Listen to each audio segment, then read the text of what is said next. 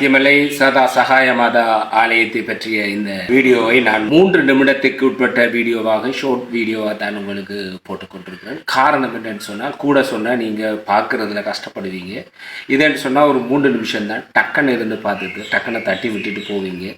அதுக்காகத்தான் நான் இதை ஷார்ட் வீடியோவில் போட்டுக்கொண்டிருக்கேன். கணக்கு எபிசோடு வரும். மாதாக்காக தயவு செய்து இது ஒருக்க பாருங்கள். மாதாவோட விருப்பம் இருக்கிறார்கள், இதை பாருங்கள். இப்போ நாம் பழையபடி கதைக்கு வரும். 1954ஆம் ஆண்டு தாண்டவபலி பங்குக்கு புதிய பங்கு தந்தையாக வருகின்றார் ஃபாதர் GEL பம்பெக் அடிகளார் அவர்கள் வருகின்றார். இந்த தாண்டவபலி பங்குக்கு வரும் குருக்கள் உடனடியாக ஆயித்தியமலையில் இருக்கும் சதா சகாய மாதா தலத்தையும் பார்க்க வேண்டும் என்கின்ற ஒரு இடம் வருகின்றது. அப்பொழுது ஆலயம் அமைக்கப்படவில்லை, அதையும் பராமரிக்க வேண்டும் என்கின்ற ஒரு பிரச்சனை அங்கு கூறப்படுகின்றது. அங்கு என்ன நடக்கின்றது என்று சொன்னால், வீதிகள் அமைப்பதற்கான பணிகளை மும்முரமாக அனைவர் செய்து கொண்டிருக்கின்றார்கள். வீதிகள் அமைக்கப்பட்டுக் கொண்டிருக்கின்றது. அந்த வீதிகள் அமைக்கும் பணியில் மும்முரமாக செயற்பட்டுக் கொண்டிருந்தவர் குரூஸ் என்கின்றவர். அந்த வீதிகள் அமைக்கும் பணியில் மும்முரமாக ஈடுபட்டுக் கொண்டிருந்தார். அவர் ஒரு கத்தோலிக்கராக இருந்தார். அவருக்கும் ஃபாதர் பம்பெக்குக்கும் இடையில் நல்லொரு நட்புறவு இருந்ததாக கூறப்படுகின்றது.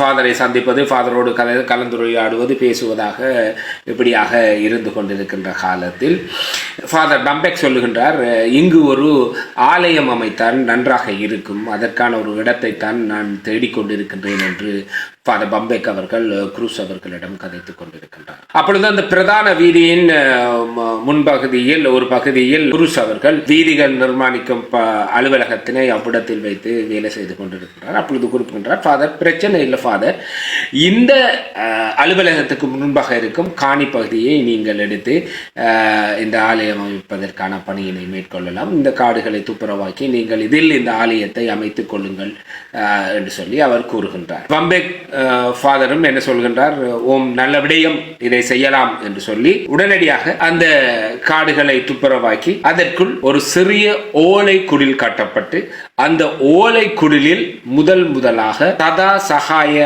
அன்னையின் படத்தினை வைத்து முதல் அந்த இடத்தில் பூசை நடத்துவதற்கான ஏற்பாடு செய்யப்படுகின்றது. இது 1954ஆம் ஆண்டு செப்டம்பர் மாதம் 1வது வருகின்ற ஞாயிற்றுக்கிழமையில் நடைபெறுகின்றது. மீண்டும் ஒரு காணொளியில் மாதாவின் அடுத்த கட்டம் என்ன நடக்கின்றது என்பதை ஆவலாக இருங்கள். நான் சொல்லி முடிக்கின்றேன். நிச்சயமாக திருவிழா முடிவதற்கிடையில் நான் அனைத்தையும் சொல்லி முடித்து விடுவேன். நன்றி.